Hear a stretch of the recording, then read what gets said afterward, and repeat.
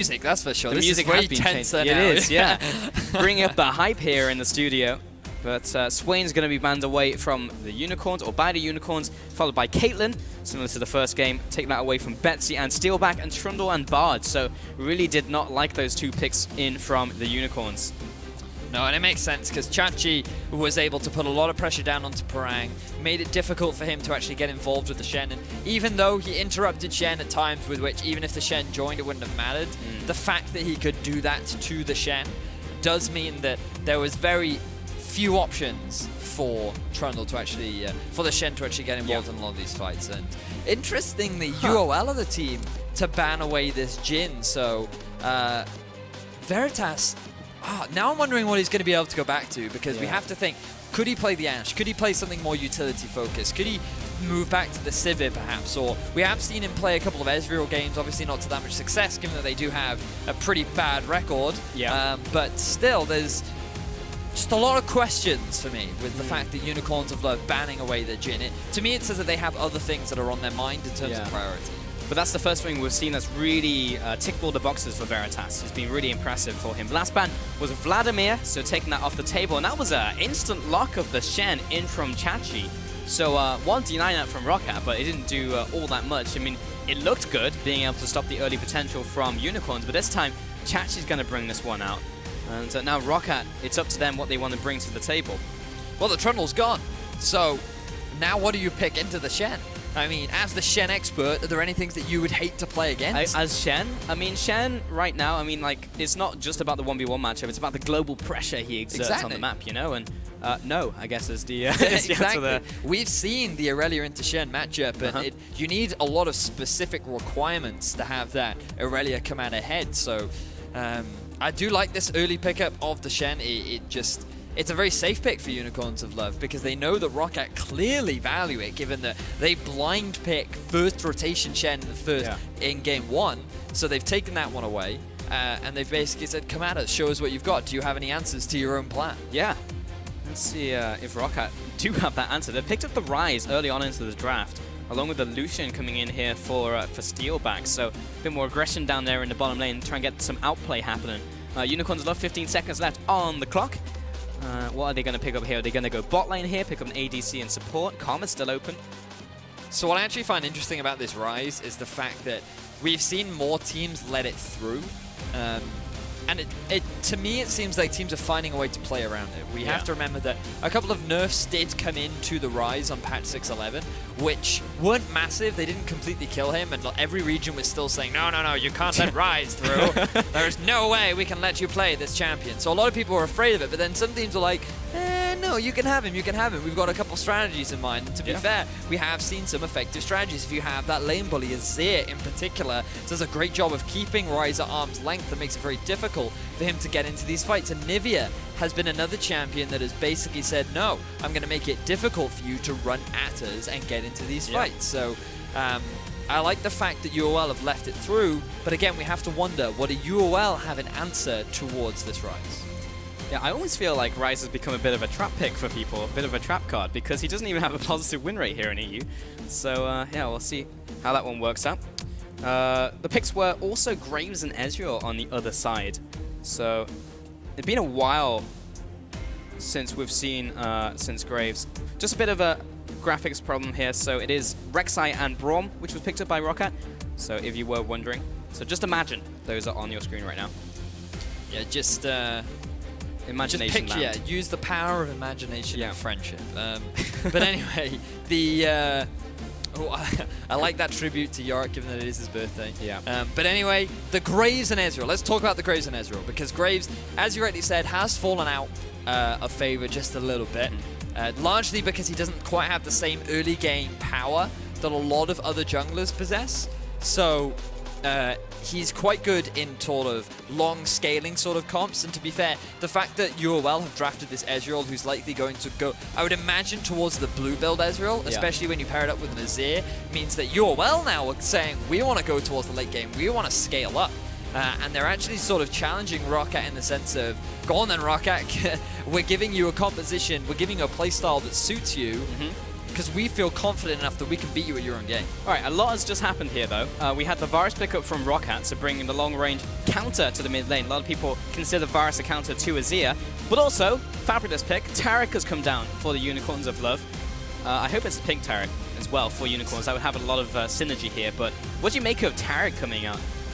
So tarik, a champion that we haven't seen very much of. We saw it during the Challenger Series come out from SK's bottom lane. Unlimited loved that pick.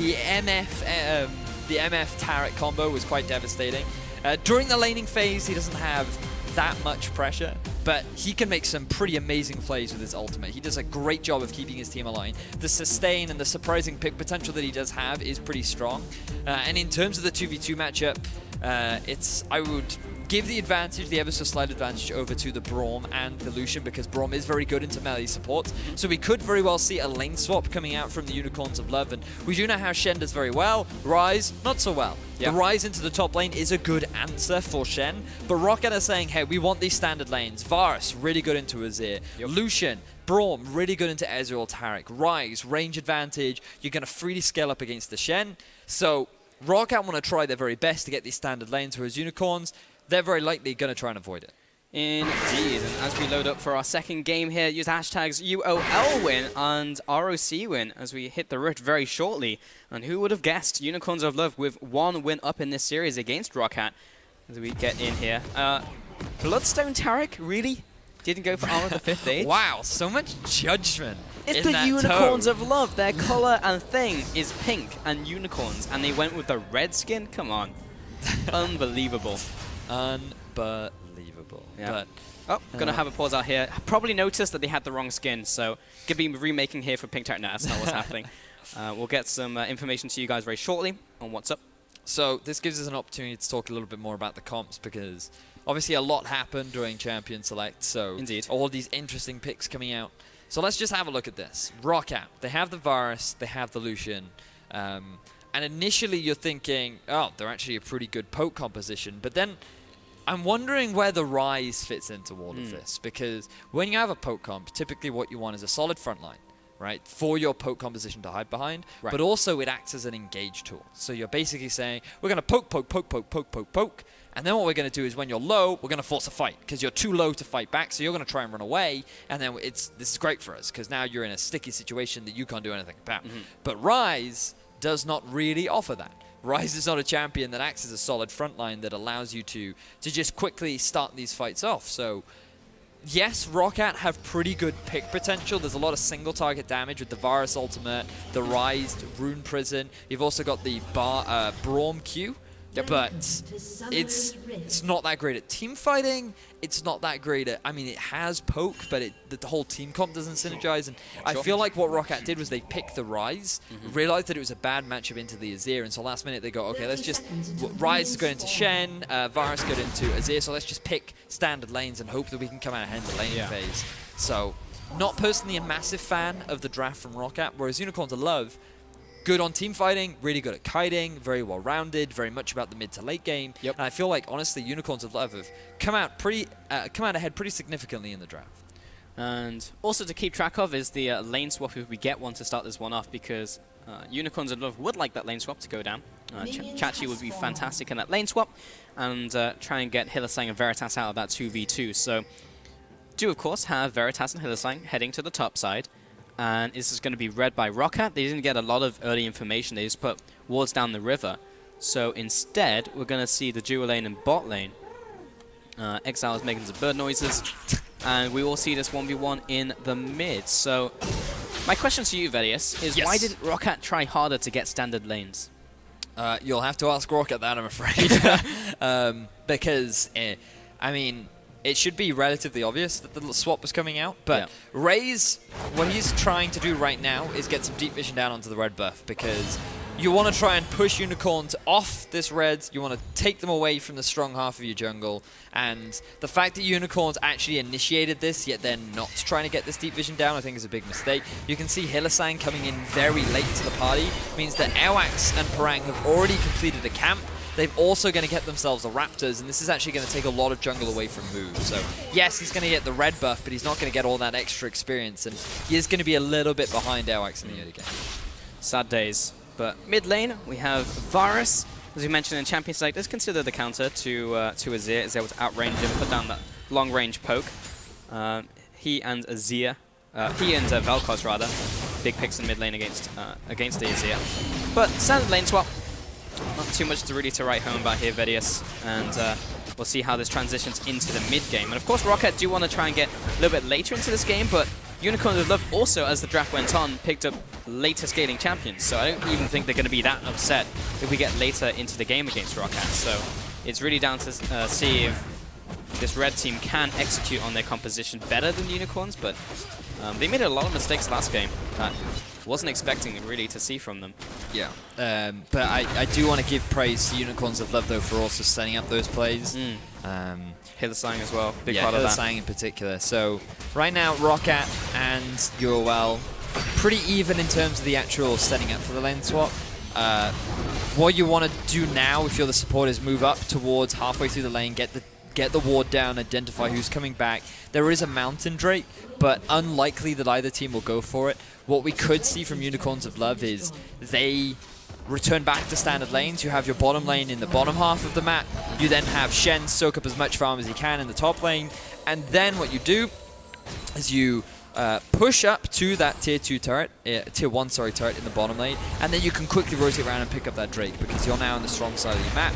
And getting that Mountain Drake very early on is great because it works towards the potential of 3 Mounted Drakes, which then increases your turret taking potential, your objective taking potential, which is great when you have this long-range poke sort of siege situation of Azir and Ezreal. So Mountain Drake going to be very valuable for Unicorns of Love.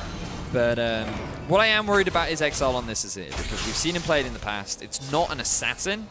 It's very much a control mage. Your positioning is very important. And speaking of positioning, he's a bit far up this lane right now. Yeah, Airwaks comes in, and Exileh's having to burn the very early flash. So, yeah, not a lot invested by Airwaks other than time. So he's pretty happy with this result.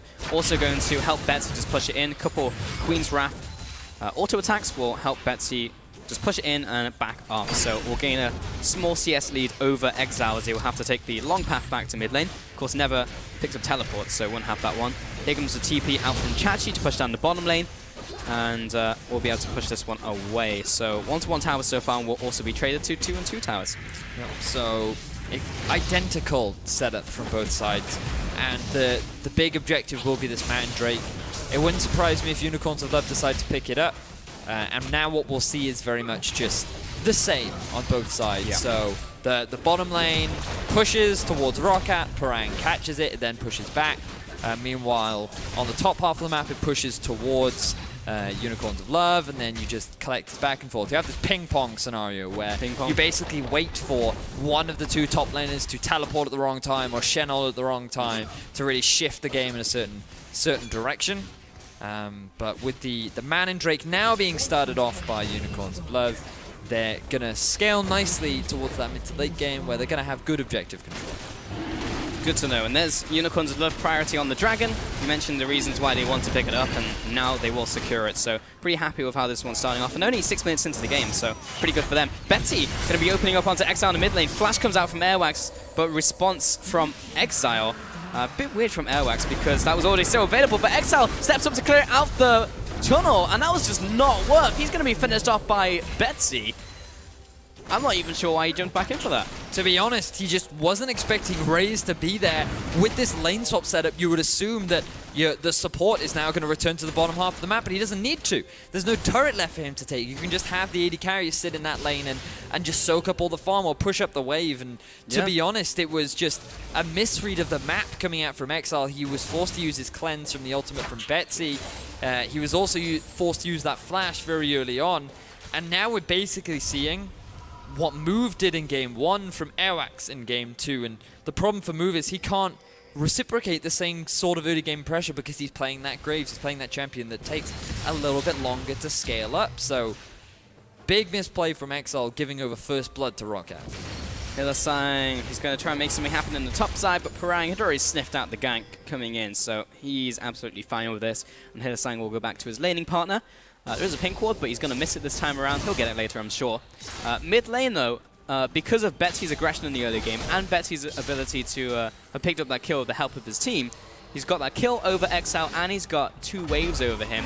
And Airwaks is coming back into mid lane, and he interrupts Shifting Sands, so Exileh has to burn his ultimate. Betsy, great follow-up, and now he's sped up as well from the passive, which will pick up an easy kill onto Exileh. This is all going wrong. It certainly is. Exileh giving away another kill. Move is not providing any support in the middle lane, and Chachi, he's overextending in the bottom half of the map, taking a lot of damage. Airwaks is here as well. And that's just going to force UOL away from the turret. But meanwhile, in the top half of the map, they're just bounding down onto this turret. They're not going to be able to take it quick enough, and Parang is just going to be able to soak up all this farm. This will cause major issues for the Unicorns of Love, having a fed Varus on the opposing team. Such a good start to this one. Move in the bot lane, kind of filling in the shoes of the ADC, but unfortunately Graves not really using that role anymore, or ever. Past the rework, but Veritas, he was pushing in the top wave against Parang, and he's still fine. Roccat, though, see if they can leverage the how strong Betsy is right now, because he's already way above Exileh in terms of itemization and power. Hylissang and Veritas were trying to take away this red, but Parang does react in time. So what do Unicorns of Love do from here, Veritas? Does he just have to try and shut down Betsy, or because Varus will have such a big impact in the mid game? They need Chachi to get 6 first, because once he's got that ultimate, the pressure from Roccat in the mid lane has to be alleviated, because you always have to be mindful of that Shen ultimate just ruining your gank, especially if move suddenly comes around the corner and it's like, oh, 1v2? No, 3v2 in our favor now. So Chachi needs that 6. He has just hit it. So it was smart from Roccat to abuse the window that they had between 1 and 6. And given the lane swap, it obviously delays getting to that level 6 a little bit longer for your top laners. So smart from Roccat, like the early game pressure.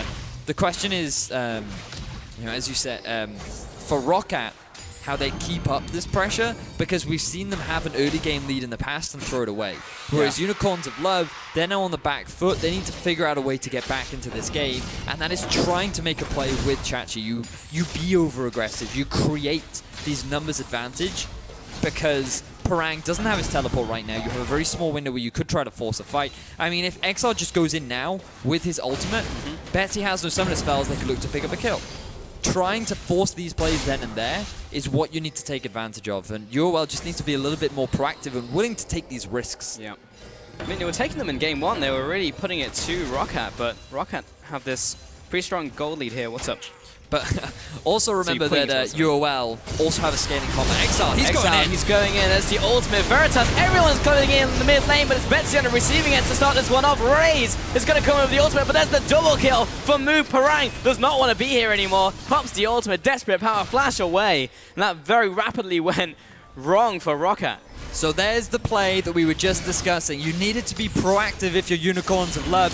You throw the Shen ultimate down onto Exileh. He dives in with the ultimate, gets the knock-up onto Betsy, who does not have any summoner spells available, and they get themselves a kill. Roccat tried to respond, but because all 5 members of Unicorns are there is no way that they can turn that fight around, and now Unicorns, they're pushing onto this tier 1 turret in the mid. Finally, Roccat are able to clear out this minion wave, so Unicorns at least won't pick up that tower, but just take a look at the setup. Everyone is in the wings ready for a fight to erupt. Everyone's waiting for the play. Roccat want to go for the dive, but UOL, they're just a little bit quicker on the trigger. And then because of that Shen ult combo on top of the Azir, there's just no response from Betsy. He's too far away from his team for them to collapse fast enough.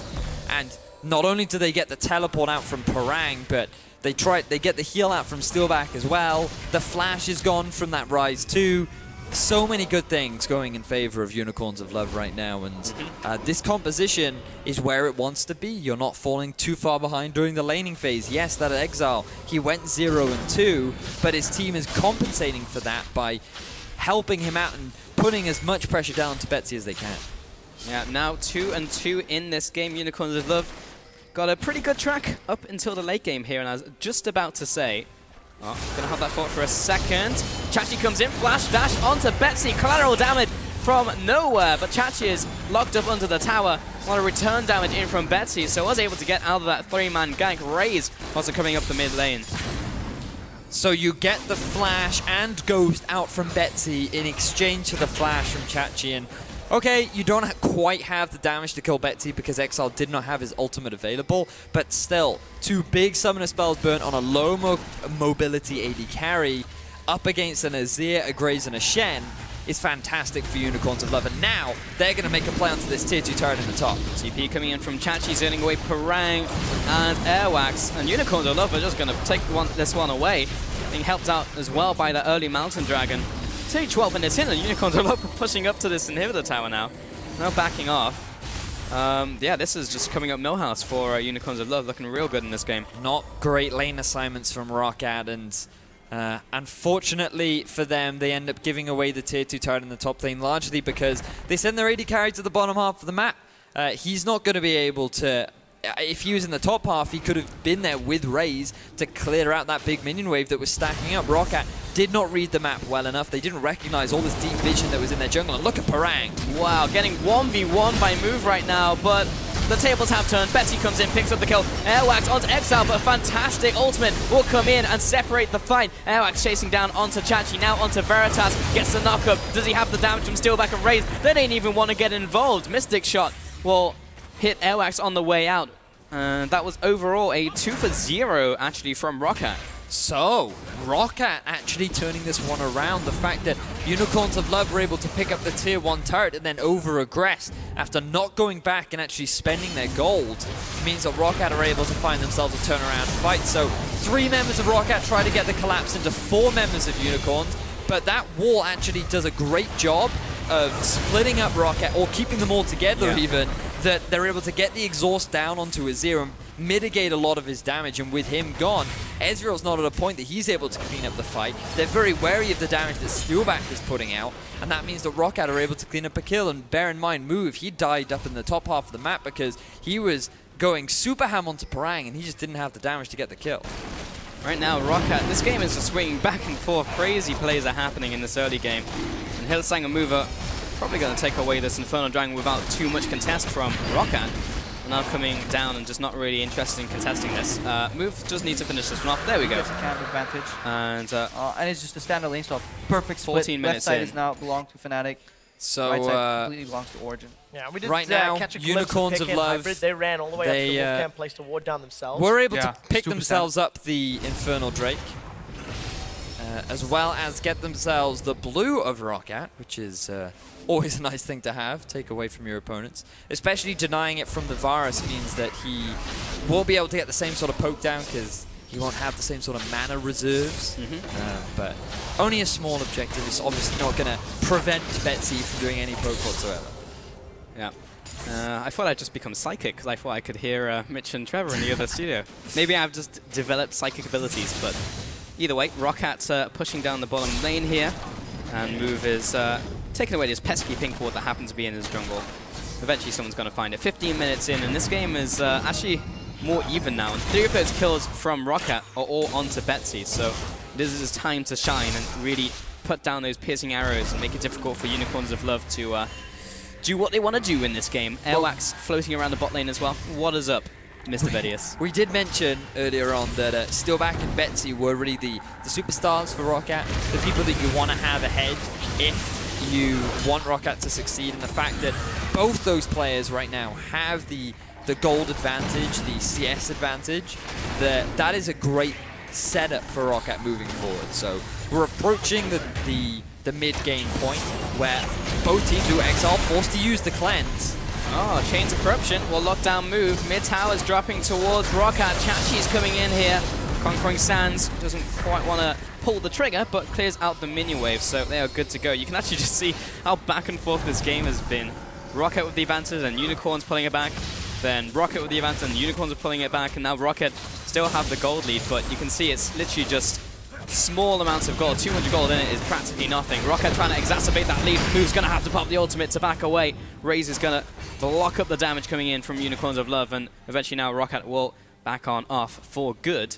Well, not for the rest of the game, but for the next minute or so, Chachi is able to pick up this farm as well. Let's take stock of how everyone's doing though, because even though the game is even in terms of gold, you can see the gold a little bit more over to Braum in the top lane, Betsy of course ahead in the mid lane, and Steeelback as well. You can see a big deficit is actually Move over Airwaks because of the kills he picked up and how much involvement he's had He's actually got 100 farm as the jungler at 17 minutes over Airwaks. It's what Graves does, man. That's what he does. He's really good at clearing those waves.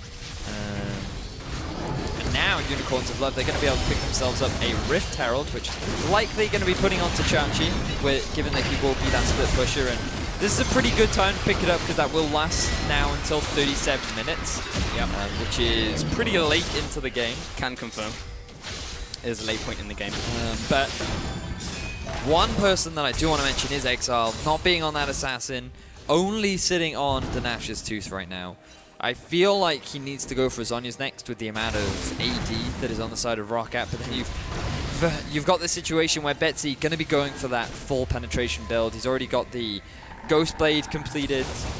Wouldn't surprise me if he works towards something like a Mortal Reminder as well, given the plus 10 AD. It's actually so much more valuable now.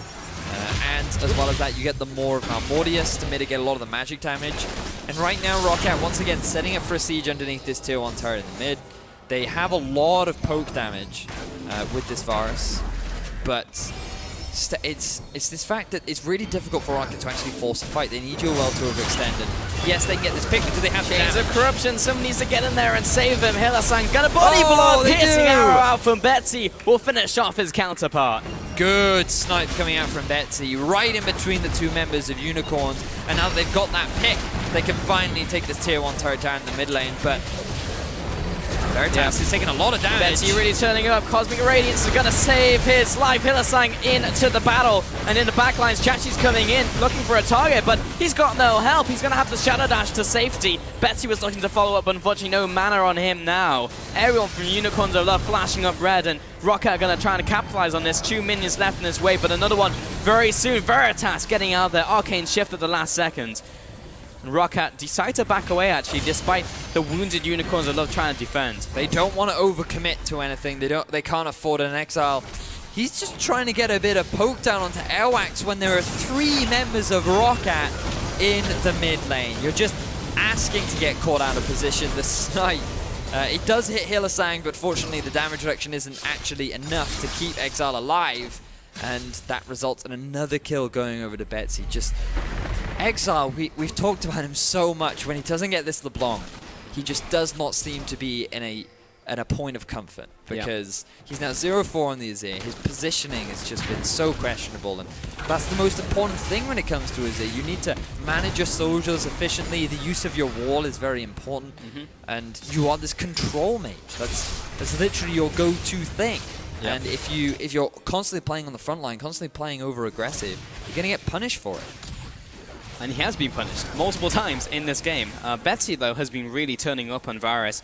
Even though he got ganked once in the mid lane, he's picked up 4 kills, and a lot of those were really set up from him as well. Great Chains of Corruption, being pinpoint accurate on those Qs, and that would have been very close to finishing off Exileh, but he did manage to shifting sands away to safety. Next dragon is now alive. It will be the Ocean Dragon. Unicorns of Love, won't be taking this one away. Roccat will take their first dragon off of the game. Yeah, really not in position to contest this one here, Veritas.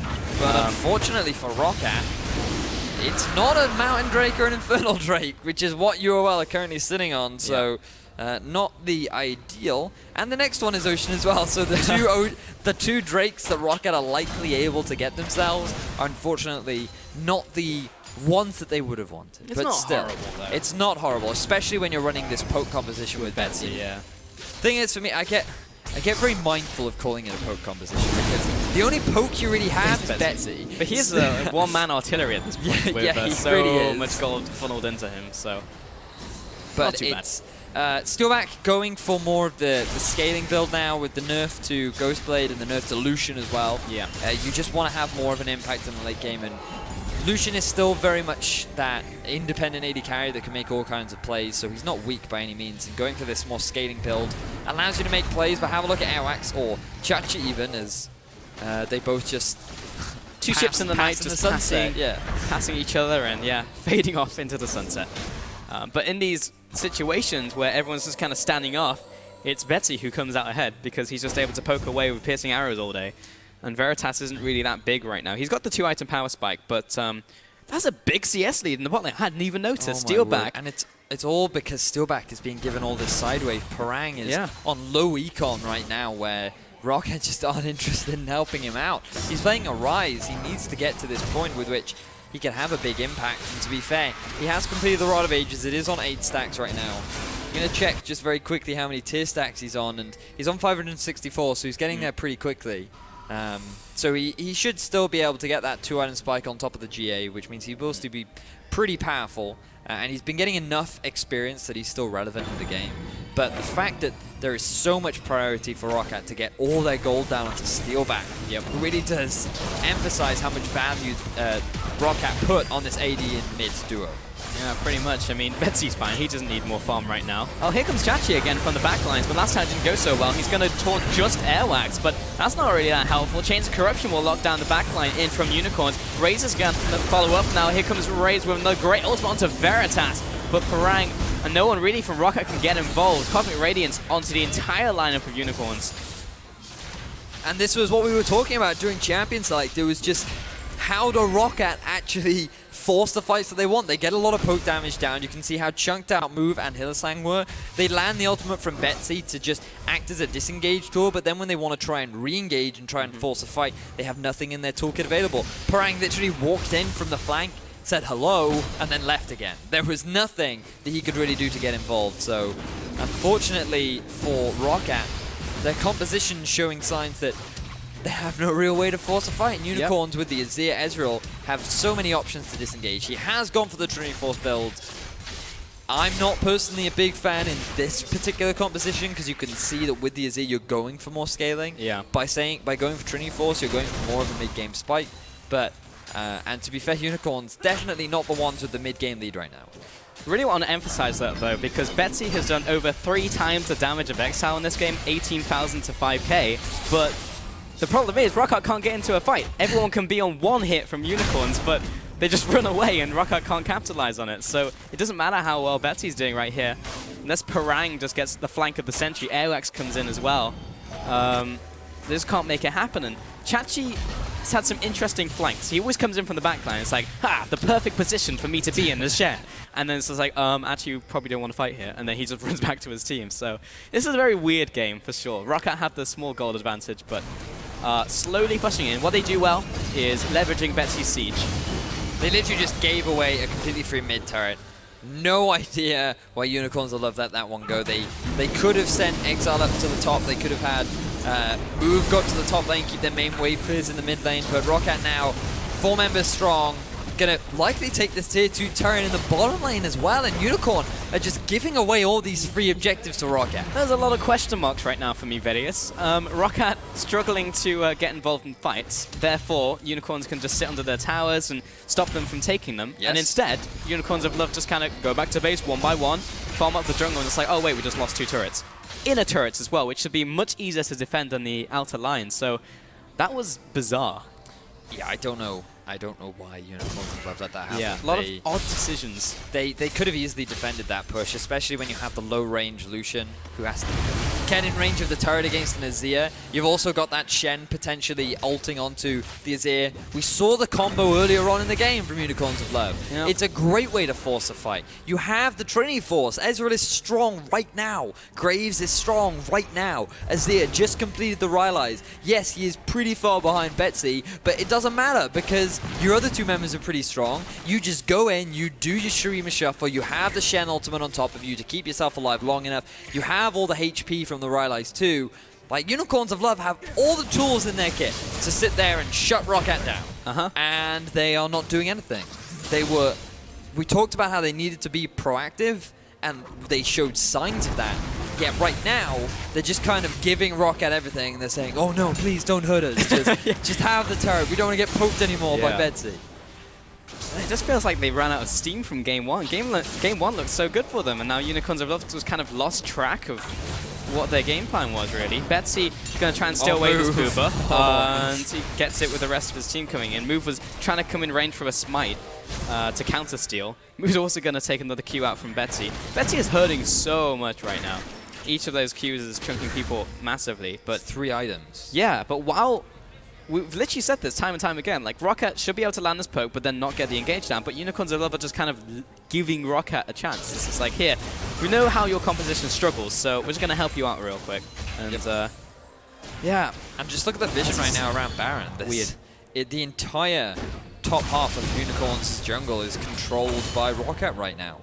And kind of find it interesting that Parang went for the GA before completing his tier item, but Parang is getting collapsed on. He is. Here comes Move, flash dash by Chachi. They're going to have to kill him twice though. Flash comes in from Parang, and collateral damage will create some distance between Move and Parang, but he kind of just walks up and will just die to Parang.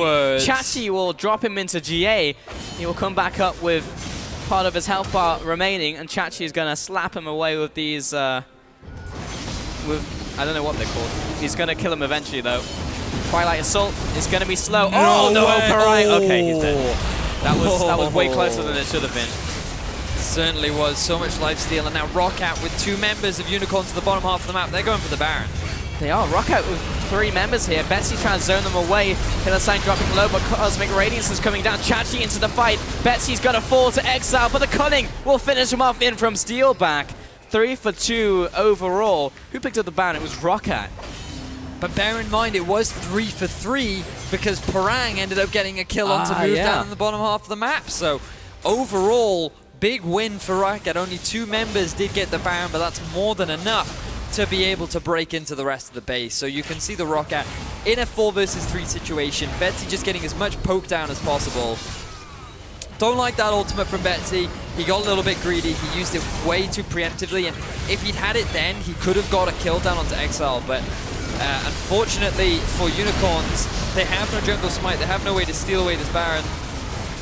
Betsy ends up getting killed off on the side from Exileh, and that's the problem that you have when you actually get into a DPS battle with Azir. You're never going to come out ahead, simply because he just does too much damage when you're standing in range of his soldiers. But still, Roccat, they can be pretty happy with the fact that they picked up the Baron. Parang can be pretty happy with the fact that he was able to get a kill in a 2v1. Nearly got 2. Yeah. And if he just had that cooldown, he definitely would have been able to pick up the 2 kills. But overall, good execution from Roccat. And this is good stuff from them. It is, but this is a messy game. Like, both sides are making a lot of mistakes, and some are being capitalized on and some are not. And it was kind of a comedy of errors between the 2 mid laners, because Betsy misses the ultimate, Exileh tries to punish him, also misses his ultimate, and then eventually they just both die. Parang's in this 1-on-3. He made the 1-on-2 work, but this time too many people were chasing him. Ryze is coming in here with Airwaks. Betsy doesn't really want any of this. Chachi is going to get the taunt down onto Airwaks. Ryze is going to help him out. In comes Veritas and Exileh. The chains are spreading, and that's the end of that chapter. Steeelback will take out Move in the middle of nowhere. What's going on, Veritas? I have no idea what just happened there. Parang dying randomly in the top half of the map. The rest of his team isn't there, and he just gets caught out by 3 people. And then Move also randomly dying to Steeelback in a position where he just should not have been. And Roccat not properly using their Baron to break into the base. UOL clumping together to come up with whatever strategy they can to find some avenue back into this. And it's just a mess, Pulse. Yes, it is. It is a pile of baloney. That is what this is right now. There's spaghetti all over the floor in this game. 30 minutes in. All right, let's take a look. I'm going to actually track Move and what the hell he was doing.